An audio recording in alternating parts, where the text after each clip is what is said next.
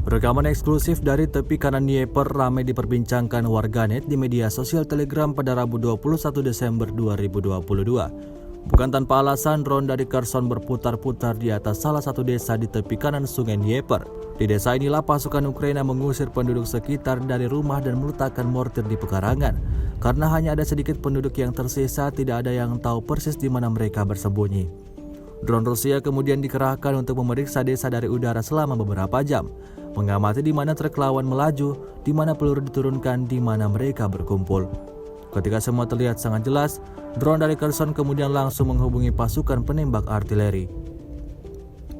Para pasukan Ukraina tidak pernah tahu siapa yang memberitahu para penembak Rusia di rumah mana mereka bersembunyi. Selang berapa lama, rudal Rusia bombardir posisi militer Ukraina hingga porak-poranda.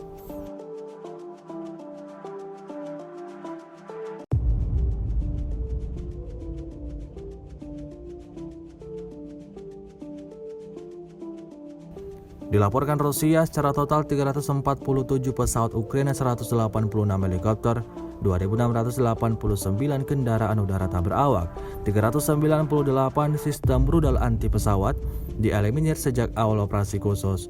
Sementara itu dari kubu Kiev, Kementerian Pertahanan Ukraina melaporkan 430 tentara Rusia dieliminir dalam 24 jam terakhir. Total 99.230 prajurit Rusia meninggal sejak awal konflik hingga hari ke-301.